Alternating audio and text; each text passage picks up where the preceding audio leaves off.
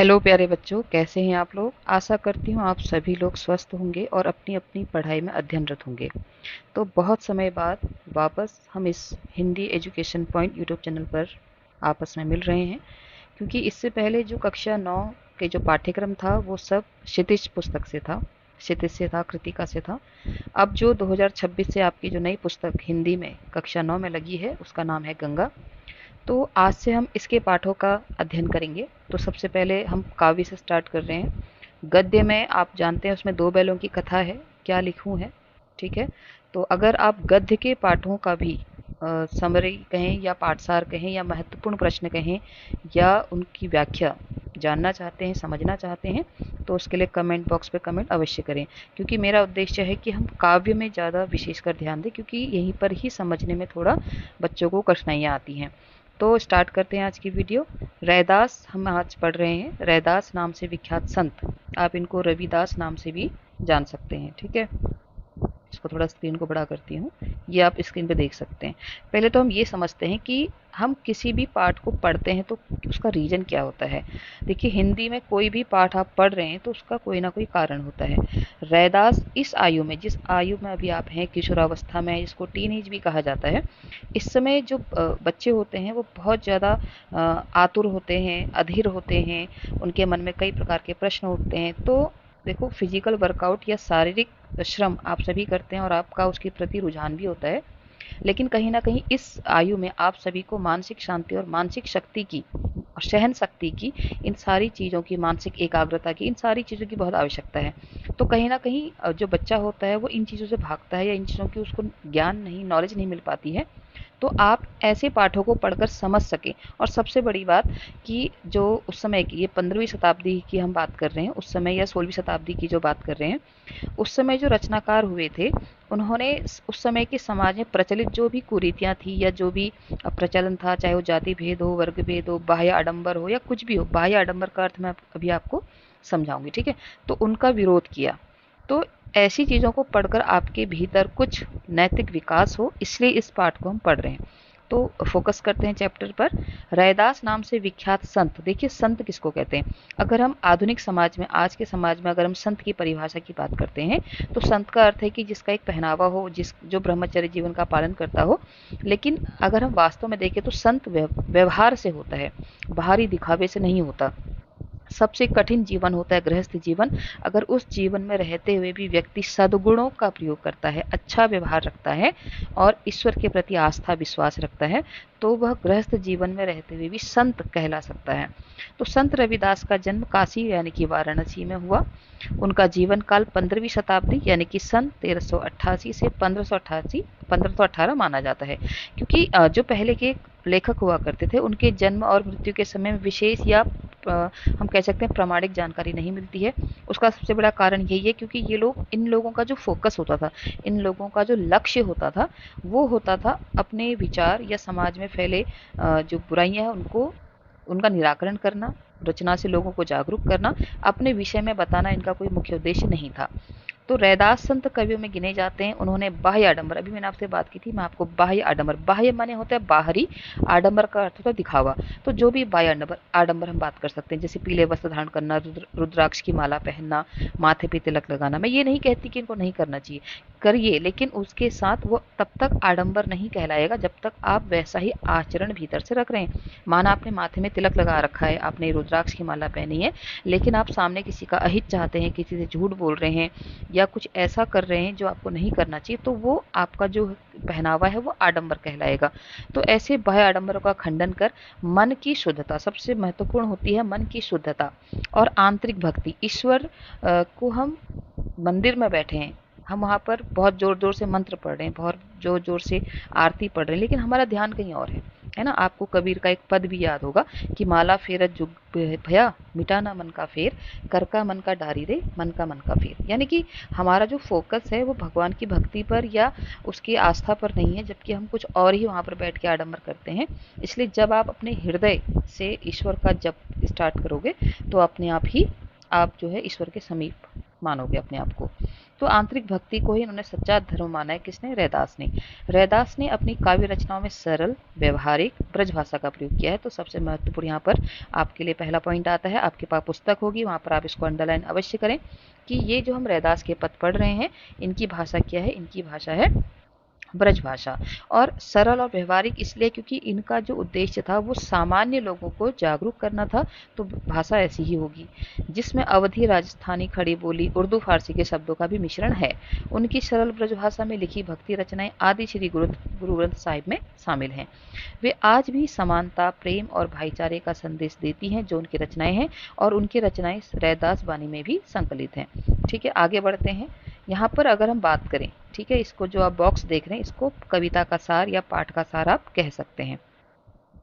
तो यहाँ रैदास के दो पद लिए हैं, केवल दो पद हैं। पहले पद में बताया गया है कि जैसे चंदन पानी, चंदन, आप चंदन वृक्ष को जानते होंगे, जिसमें रहीम का भी एक बहुत अच्छा दोहा है। आप कहीं अगर सत्संगति है, मित्रता है, या आचरण है, या व्यवहार है, इससे संबंधित कोई भी अनुच्छेद आपको पता है, आपके पाठ्यक्रम में अनुच्छेद है, तो वहाँ पर उस दोहे को आप लिख सकते हैं। जैसे दोहा है कि जो रहीम उत्तम प्रकृति का करी सकत कुसंग, चंदन विष व्यापत नहीं लिपटत रहत भुजंग।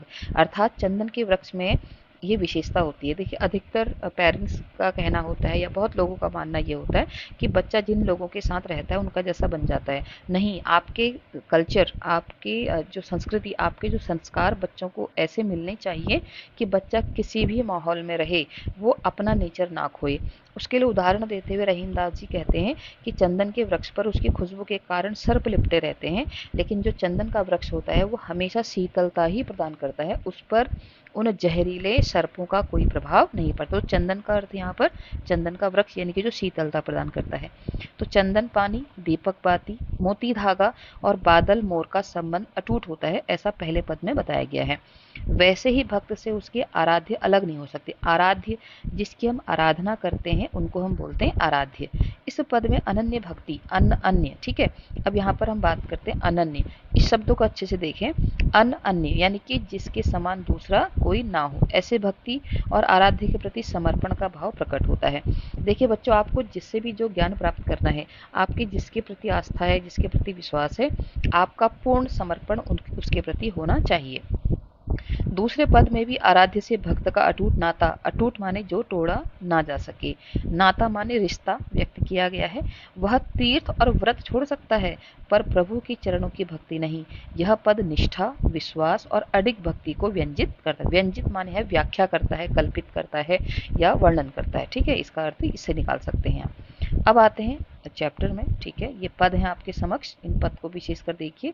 और ये आपने पहला पद जो है ना, प्रभु जी तुम चंदन हम पानी, ये आपने अनूप जलोटा जो है भजन गायक हैं, उनकी आवाज़ में सुना भी होगा। बहुत अच्छा सा भजन है कि प्रभु जी तुम चंदन हम पानी, जाकी अंग अंग बात समानी।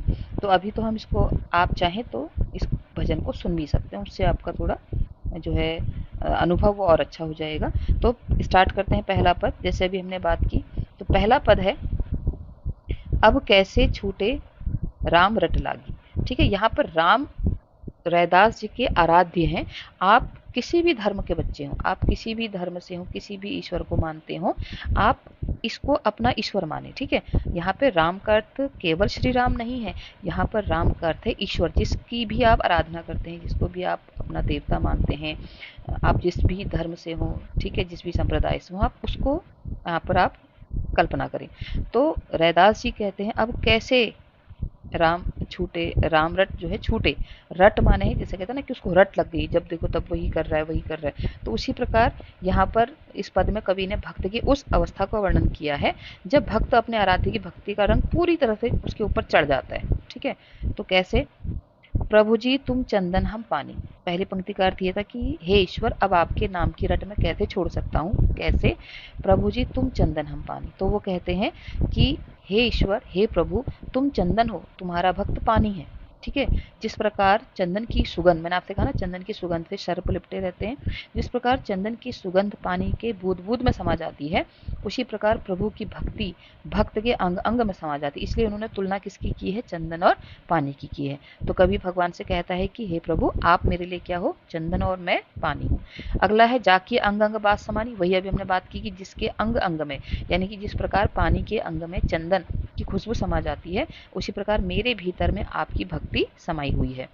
प्रभु जी तुम घन बन हम मोरा, कि अब वो कहते हैं प्रभु जी तुम घन माने बादल, ठीक है, तुम बादल हो, बन हो, या तुम हमारे लिए बादल बन गए हो, और हम मोरा, और हम क्या है, मोर हैं। अब यहाँ पर तुलना कैसी की है, देखो बादल के आने पर ही मोर नाचता है, या बादल के आने पर ही मोर खुश होता है। यहाँ पर ईश्वर को मोर नहीं कहा, स्वयं को मोर कहा है, क्योंकि निर्भरता दिखाई गई, ईश्वर पे हम निर्भर है ना। तो प्रभु जी तुम घन, तुम बादल हो, और हम मोर हैं। जैसे चितवत चंद चकोरा, चितवत माने होता है निहारना, देखना, तो जैसे एक चकोर पक्षी होता है, चंद माने चंद्रमा, ठीक है, आप बीच बीच में मीनिंग भी समझते रहिएगा। चंद माने चंद्रमा, चकोर माने एक चकोर पक्षी, चितवत माने निहारता रहता है, किसको, चंद्रमा को, उस प्रकार हम आपको निहारते हैं। तो कहने का अर्थ ये है कि यदि तुम बादल हो तो तुम्हारा भक्त किसी मोर के समान है, जो बादलों को देखते नाचने लगता है। कभी भगवान से कहते हैं हे प्रभु यदि तुम चांद हो तो तुम्हारा भक्त यानी कि मैं उस चकोर पक्षी की तरह हूँ, जो बिना अपनी पलकों को झपकाए चांद को, लिखा है ना, चितवत, निहारता रहता है। अगली पंक्ति है प्रभु जी तुम दीपक हम बाती, अब वो कहते हैं कि तुम दीपक हो और हम बाती हैं। जाकी ज्योति, ज्योति माने ज्योति, बरे माने जले, ठीक है, बरे माने जले, जाकी ज्योति जले दिन राती, राती माने रात। तो यहाँ पर फिर कहते हैं कि हे प्रभु तुम दीपक हो, यदि तुम दीपक हो तो तुम्हारा भक्त क्या है, उसकी बत्ती की तरह है, जो दिन रात रोशनी देती रहती है। फिर ठीक है, अब आगे कहते हैं प्रभु जी तुम मोती हम धागा। देखिए हमने इससे पहले एक चैप्टर पढ़ा था, अगर आपने पढ़ा होगा, गद्य में चैप्टर है क्या लिखूं, तो उसमें दिखाया गया जैसे एक हैट है, हैट को टांगने के लिए कोई भी खूंटी मिल सकती है, तो इम्पोर्टेंट किस, महत्वता किसकी है, हैट की है, ना कि खूंटी की। उसी प्रकार देखिए मोती हम धागा। अब देखिए आप ईश्वर, आपको कोई फोर्स नहीं कर सकता ईश्वर भक्ति के लिए। दुनिया में इतनी संख्या है, इतनी जनसंख्या है, हर कोई ईश्वर से कुछ ना कुछ अपनी इच्छाएं मांगने के लिए, कामनाएं मांगने के लिए ईश्वर का नाम जपता रहता है। तो वो तो मोती हैं, आप नहीं होंगे तो कोई और दूसरा धागा मिल जाएगा, अर्थात समझे निर्भरता। आप देखिए प्रभु जी को मोती कहा गया है और स्वयं को धागा कहा गया है। तो कवि कहते हैं कि हे भगवान आप, हे प्रभु यदि तुम मोती हो तो तुम्हारा भक्त उस धागे के समान है जिसमें मोतियां पिरोई जाती हैं। तो मैं और आप अलग नहीं रह सकते, या मैं आपका नाम रटना भूल नहीं सकता। जैसे सोने मिलत सुहागा, ठीक है। अब जैसे सोने, अब आपने देखा है सोना, जैसे आप माना एक पेपर को या किसी भी चीज़ को आग में डालेंगे तो वो काला होगा और जल जाएगा, जबकि सोने की विशेषता ये है कि उसको आग में पकाओ, या जिसको आप सुहागा कैसे, एक द्रव्य होता है, एक लिक्विड लिक्विड होता है जहाँ पर डाल के सोना और ज़्यादा जो निखरता है, ठीक है, उसको सुहागा बोला जाता है। तो यहाँ पर जैसे उन्होंने कहा कि आप मोती हो हम धागा हैं, और आप हमारे लिए वो सुहागा हो कि जिसमें सोना डालते ही वो और ज़्यादा निखर जाता है। इसको एक बार और समझिए कि कवि कहते हैं कि आप मोती हैं और हम धागा हैं जिस पर मोतियां पिरोई जाती हैं। उसका असर ऐसा होता है जैसे सोने में सुहागा, कहते हैं ना सोने में सुहागा, आपने सुना भी होगा, अरे हम तो ऐसा सोच ही रहे थे अब तो ऐसा भी हो गया, ये तो सोने में सुहागा हो गया। यानी कि उसकी सुंदरता को और निखारना, मोती को पिरोने से, माला धागा बनने से उसकी सुंदरता और बढ़ जाती है। उसी प्रकार आप हमारे लिए हैं। प्रभु जी तुम स्वामी हम दासा, अब का क्या कहा गया है कि आप हमारे आराध्य हैं, आप हमारे स्वामी हैं, और हम आपके दासा, दासा माने सेवक हैं, ठीक है, हम आपके दास हैं, सेवक हैं, भक्त हैं। ऐसी भक्ति करे रैदासा, तो रैदास जी कहते हैं कि ऐसी भक्ति मैं करता हूँ, या रैदास कहते हैं कि ऐसी भक्ति करनी चाहिए कि आप अपने ईश्वर पर निर्भर रहें। तो पहले जो पद था इसमें ईश्वर पर निर्भरता, और उनसे कहा गया है कि आपसे हमारी रट या आपका नाम रटना या जपना हम छोड़ नहीं सकते, क्योंकि आप हमारे लिए ये सारी चीज़ें हैं। अगर हम बात करते हैं तो इस पूरे पद में ठीक है, इस पूरे पद में देखो तुलना की गई है कि आप ये हैं तो हम ये हैं, आप ये हैं तो हम ये हैं, जैसे आप ये जैसे मैं।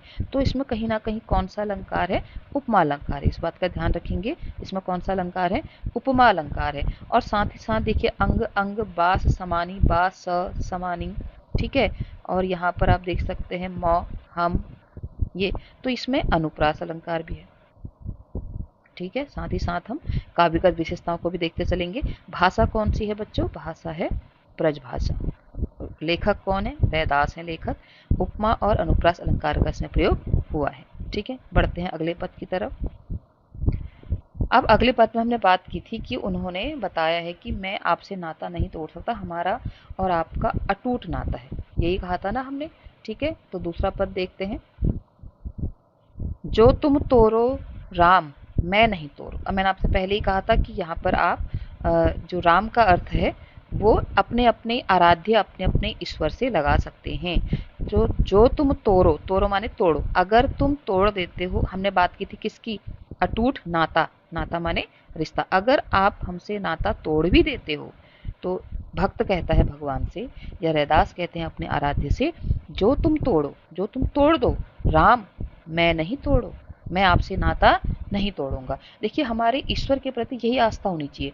मनुष्य क्या करता है, थोड़ी सी समस्याएं आती हैं तो भगवान को दोष देता है कि आपने मेरे साथ ये कर दिया। लेकिन अटूट भक्ति, अटूट श्रद्धा, अटूट आस और विश्वास वही है जो प्रत्येक परिस्थिति में उसके प्रति आस्था हमारी डगमगाए नहीं। तो यहाँ पर अगर भगवान भी हमसे हम नाता तोड़ना चाहें तो हम उनसे नाता ना तोड़ें। तो ऐसे रैदास कहते हैं कि जो तुम तोड़ो राम, मैं नहीं तोड़ू। आप मुझसे संबंध तोड़ भी लें लेकिन मैं आपसे नाता नहीं तोड़ूंगा। और यदि तुमसो तोड़ी, अगर मैं तुमसे तोड़ लूंगा, कवन सो जोड़ो, अगर मैं आपसे ही नाता तोड़ लूंगा तो कवन माने किससे, ठीक है, जोड़ो माने जोड़ो। आप लिखते रहेंगे साथ साथ में इनका मीनिंग। अगर मैं तुमसे तोड़ लूंगा रिश्ता तो मैं किससे जोड़ूंगा? आप सभी जानते हैं जितने भी, ये थोड़ा आपको लग रहा होगा कि इतने आध्यात्मिक बातें हमें क्यों बताई जा रही हैं। देखो बच्चों, मैंने आपसे पहले ही कहा था पाठ स्टार्ट करने से पहले कि इस समय बच्चे को सबसे ज़्यादा आवश्यकता होती है एक ऐसे सहारे की जिस पर वो आस रखे, विश्वास रखे। छोटी छोटी आयु में बच्चे डिप्रेशन में जाते हैं, छोटी छोटी आयु में बच्चे ऐसे कदम उठा लेते हैं जिससे आजकल के समाचार पत्र भरे पड़े हैं। उसका सबसे बड़ा रीजन ये है कि बच्चे के पास, उसको लगता है दोस्त मेरा सब कुछ है, पेरेंट्स के पास बच्चों के लिए समय नहीं है, मित्र अगर अच्छे नहीं मिले, या मित्र ने अगर गलत दिशा दे दी, या किसी ने उसको धोखा दे दिया, तो इस प्रकार की बातों से जूझने के लिए उसके पास शक्ति नहीं होती, उसके पास एक सहारा नहीं होता। तो आप इसी आयु, आप किसी भी आयु में हैं, आप जिस भी आराध्य ईश्वर को मानते हैं, सुबह शाम 2 मिनट 5 मिनट अवश्य उस जिसको भी आप मानते हैं, आप नास्तिक हो आस्तिक हो, किसी चीज को तो मानते होंगे, ठीक है, तो उसके प्रति आप ईश्वर से बात कीजिए, आप अपनी समस्याएं बताइए, और हमेशा ये याद रखिए कि ईश्वर आपके साथ है। तो ये विश्वास अगर आपके भीतर रहेगा, आप किसी भी समस्या का समाधान आसानी से निकाल सकते हैं। समाधान नहीं भी निकला तो उस समस्या को सहने की आपके भीतर शक्ति आ जाएगी, क्योंकि आपको हर समय ये लगेगा कि मेरे साथ कौन है? ईश्वर है। ठीक है, इसीलिए आपको ये पाठ पढ़ाया जा रहा है। इसलिए यहाँ पर कवि कहता है, अगर मैं तुमसे नाता तोड़ लूंगा तो कवन सो जोड़ूं, तो फिर मैं किससे जोड़ूंगा? तीरथ बरत न करूं अंदेशा। ठीक है, अब वो कहते हैं कि अगर मैं तीरथ, तीरथ माने तीर्थ, हम तीर्थ जाते हैं ना, व्रत यानी कि व्रत ना करूं अंदेशा, चाहो तो मैं कोई तीर्थ ना जाऊं, व्रत ना करूं, व्रत ना करूं, तुम्हारे चरण कमल एक भरोसा। अगर मैं तीर्थ और व्रत की कोई चिंता, मुझे कोई तीर्थ और व्रत की चिंता नहीं है, क्योंकि मेरा एकमात्र सहारा क्या है? तुम्हारे चरण कमल एक भरोसा, एक ही भरोसा है मेरा, एक ही सहारा है मेरा, और वो क्या है? चरण कमल। अब देखो चरण कमल कह दिया ना, चरण को कमल कह दिया तो रूपक अलंकार है, अंडरलाइन करके लिख लीजिए वहां पर। कौन सा अलंकार है? रूपक अलंकार। उन्होंने ईश्वर के चरण को कमल कह दिया, चरण को कमल के समान नहीं, चरण को कमल कह दिया। तो तुम्हारे चरण कमल है मेरे लिए, और यही मेरा एकमात्र भरोसा है। मैं तीरथ छोड़ सकता हूँ, व्रत छोड़ सकता हूँ, लेकिन आपके चरण कमल को नहीं छोड़। अर्थात कवि के लिए जो बाह्य धार्मिक कर्मकांड है, हमने पहले बात की थी ना, इन्होंने बाह्य आडंबर का विरोध किया था। तो जैसे हम कहते हैं ना, आप लोग माना आप बीमार भी हो, आप बीमार हो, आपने नहाया नहीं है, आप आपकी उतनी क्षमता नहीं कि आप उठ के मंदिर भी जा सको, लेकिन आप जहाँ बैठे हो, आप जहाँ पर हो, आप लेटे भी हो ना, फिर भी आप उस समय भी ईश्वर का ध्यान कर सकते हो। कहने का अर्थ ये है कि हमें बाह्य आडंबर करने की आवश्यकता नहीं है। तो कभी कहते हैं कि मैं तीर्थ ना जाऊं या व्रत ना करूं, कोई समस्या नहीं, मुझे मेरे पास तो एकमात्र सहारा क्या है, आपके चरण कमल। ठीक है। फिर वो कहते हैं, जहाँ जहाँ जाऊं तुम्हारी पूजा, तुम सा देव और नहीं दूजा। बहुत ही आसान से शब्द हैं कि मैं जहाँ जहाँ जाता हूँ, ठीक है, मैं जहाँ जहाँ जाता हूँ वहाँ आपकी, वहाँ प्रभु की पूजा होती है और प्रभु के समान कोई दूसरा देव नहीं है। अब यहाँ पर देखिए, आप आजकल हम क्या करते हैं, हमने ईश्वरों को उनके नाम, उनके बार इस तरह के हमने इस तरह से बांट दिया है कि आज तो ये बार है, आज इनकी पूजा, आज ये है इनकी पूजा। देखिए, हम उत्तराखंड के भीतर जो भी आप लोग रहते हैं, आपको पता है कि हर व्यक्ति के एक इष्ट देव होते हैं। ठीक है। आपको अपने इष्ट देव का पता होना चाहिए, आपको अपने गोत्र का पता होना चाहिए, आप जिस भी धर्म से हैं आपको अपने अपने धर्म से संबंधित उन चीज़ों का ज्ञान होना चाहिए जो आपकी पहचान है। इसको हम कोई भी नकारात्मक वे में ना ले, ये आपको पता होना चाहिए आपने किस कुल, वंश और जाति में जन्म लिया है और आप क्या कहलाते हैं। उसके पीछे रीजन क्या है, हमने भगवानों को नाम के अनुसार बांट दिया, जबकि भगवान एक है, नाम अनेक हो सकते हैं, लेकिन आस्था विश्वास एक है। तो कवि कहते हैं कि जहाँ जहाँ जाऊँ, मैं जहाँ जहाँ जाता हूँ तुम्हारी ही पूजा होती है, तुम सा देव और नहीं दूजा, और तुम्हारे समान कोई देवता दूसरा नहीं है। यहाँ पर कोई कंपैरेटिव नहीं हो रहा है। ठीक है। वो ये कहना चाहते हैं कि हर कण कण में ईश्वर है। देखिए, हम ये सोचते हैं, हमने अगर मैं आपको थोड़ा सा यहाँ पर एक समरी बताऊं, जब भक्ति काल स्टार्ट हुआ था तो सगुण और निर्गुण, सगुण का अर्थ होता है जो ईश्वर के साकार रंग रूप की पूजा करते हैं। दूसरा था निर्गुण, जो कहते हैं नहीं भाई, ईश्वर का कोई रंग रूप आकार नहीं है, ईश्वर कण कण में विद्यमान है। तो हम कैसे हैं, अगर हम अपनी बात करें, हम जब घर पे हैं तो मंदिर हमारे लिए सगुण उपासक, तब हम मंदिर में जाके पूजा करते हैं। लेकिन हम समस्या में हैं तो हम जहाँ हैं, माना हम एग्जामिनेशन हॉल में हैं, माना हम किसी समस्या में हैं, तो हम वहाँ पर भी तो ईश्वर का चिंतन करते हैं। इसलिए हम कैसे हैं, हम सगुण उपासक भी हैं और निर्गुण उपासक भी हैं। तो संत जो होते हैं वो तो निर्गुण उपासक होते हैं, और वो क्या कह रहे हैं, वो कह रहे हैं जहाँ जहाँ, यानी कि हर जगह आपकी पूजा है और तुम्हारे समान कोई दूसरा देव नहीं है। यानी कि ईश्वर की सर्वव्यापकता यहाँ पर बताई गई है। फिर क्या कहते हैं, मैं अपनो मन हरि से जोड़ू, मैं अपना मन, हरि माने देखिए फिर हरि कहा है, हरि का मान आप यहाँ पर प्रभु, ईश्वर, विष्णु किसी भी अर्थ से आप निकाल सकते हैं, आपका आराध्य से। ठीक है। तो कहते कि मैं अपनो मन हरि से जोड़ो, हरि सो जोड़ी सबन सो तोड़ो। देखिए, आज समाज में, या आपके मानसिकता थोड़ा सा ऊपर की बात है कि आज समाज में क्या है, हर रिश्ता कहीं ना कहीं स्वार्थ से जुड़ा है, कहीं ना कहीं किसी कारण से जुड़ा है, और कहीं ना कहीं उस पर हमें भरोसा भी नहीं होता कि कब तक हमारा साथ देगा, कोई भी रिश्ता हो। ठीक है। लेकिन ईश्वर से अगर आप अपना रिश्ता जोड़ लेते हैं तो आपको किसी से भी रिश्ता जोड़ने की आवश्यकता नहीं। मतलब मैं ये आपसे ये नहीं कह रही कि आप सबसे रिश्ता तोड़ लो, लेकिन आप हर किसी से उम्मीद नहीं रखेंगे, क्योंकि आपके पास एकमात्र सहारा कौन है, ईश्वर है। अब मैं आपको ये क्यों कह रही हूँ, क्योंकि इस एज में, मैंने आपको पहले बताया ना, इस आयु में बच्चे सोचते हैं, इस आयु में देखो ना बहुत सारे चेंजेस आते हैं बच्चों। तो बच्चों का मन करता है कि मेरी किस्मत ही ऐसी है, मेरे पेरेंट्स मेरे पे ध्यान नहीं देते, या टीचर्स मुझे ही डांटते हैं, या पढ़ाई कितनी बोरिंग है, बहुत सारी चीज़ें इससे मन में आती हैं। ठीक है। तो इस समय आपको ये ध्यान रखना है कि सब कुछ होने के बाद भी एक ऐसा ऐसा आराध्य, ऐसा हम कह सकते हैं पावर, ऐसी एक शक्ति है जो हर समय हमें देख रही है, जिसके पास हमारी सारी समस्याओं का समाधान है, और उसके सहारे आप स्ट्रांग हो सकते हैं, उसके सहारे आप धैर्य रख सकते हैं, और उसके सहारे आप जीवन की कई सारी कठिनाइयों का सामना कर सकते हैं। तो हरि सो जोड़ो, अगर मैं हरि से, ईश्वर से नाता जोड़ लूंगा, जोड़ी यानी जोड़ लूंगा, सबन सो तोड़ो। ठीक है। तो हरि से जोड़ने के बाद बाकी सबसे अपना नाता तोड़ लेता है। कहने का आशय यह है कि जब ईश्वर से सच्चा प्रेम हो जाता है तो सांसारिक मोहमाया स्वयं अपने आप छूट जाती है।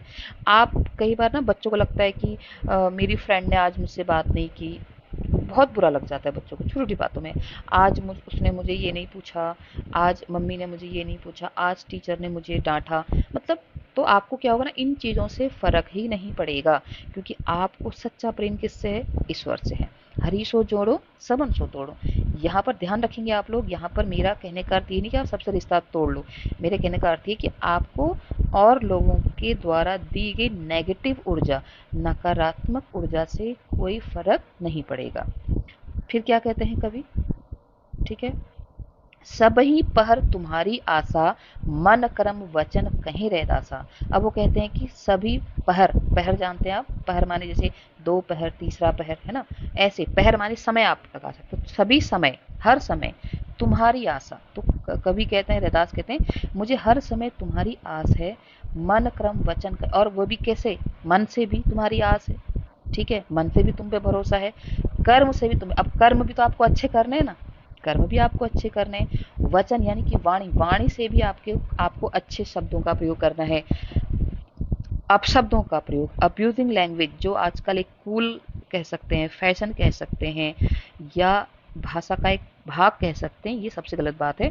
देखिए हमारी जिह्वा में सरस्वती का वास होता है, तो जितना आप चाहो अच्छे शब्दों का प्रयोग करें और मन को साफ रखें, किसी के भी प्रति द्वेष भावना ना रखें, और अपना हर समय आशा और विश्वास आपका किसके प्रति हो, ईश्वर के प्रति हो, मन से, कर्म से और वचन से। यहाँ पे कर्म, क्रम का मतलब क्रम नहीं है कि 1 2 3 ऐसे क्रम नहीं है, कर्म का मतलब है कर्म, जो आप काम करते हैं उसमें भी आप ये ध्यान रखें कि ईश्वर हमें देख रहा है, वचन कहीं रहता सा। आप दोनों पदों का मीनिंग समझ गए होंगे, ठीक है, इससे भी डीप मैं आपको समझा सकती थी, लेकिन वो आपके आयुष का ऊपर हो जाएगा।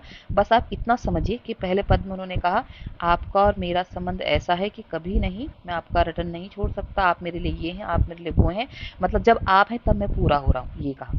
दूसरे पद में उन्होंने कहा कि मैं आपसे रिश्ता कभी नहीं तोड़ सकता, क्योंकि आपसे जुड़ने के कारण ही मेरे अंदर विश्वास है, मेरे और सारे जो है आप ही हर जगह हैं, और आपसे मैं रिश्ता जोड़ लूँगा तो मुझे किसी से भी रिश्ता जोड़ने की आवश्यकता नहीं है, ये यहाँ पर उन्होंने बताया है, ठीक है। तो आशा करती हूँ आपको पाठ का जो है व्याख्या है अच्छे समझ में आया होगा। और ऐसे ही अन्य, अगर आप इनके प्रश्न देखा, अगर आपने पद बहुत अच्छे से समझ लिए तो प्रश्न उत्तर करना बड़ा ही आसान हो जाएगा, बहुत इजीली आप प्रश्न उत्तर कर लेंगे। प्रश्न उत्तर करने में कोई समस्या हो तो दोबारा से व्याख्या देखेंगे तो आपको समझ में आ जाएगा। अगर किसी प्रश्न का उत्तर नहीं आता है, समझ में नहीं आता है, कोई पंक्ति समझ में नहीं आती है, तो आप जरूर कमेंट बॉक्स में मुझे कमेंट कीजिए। आज के लिए इतना ही। आपको वीडियो कैसा लगा, व्याख्या कैसी लगी, जरूर मुझे बताएं, ठीक है। वीडियो को लाइक करें, शेयर करें और चैनल को सब्सक्राइब करें। आज के लिए इतना ही। आप सभी का दिन शुभ हो। बहुत बहुत धन्यवाद।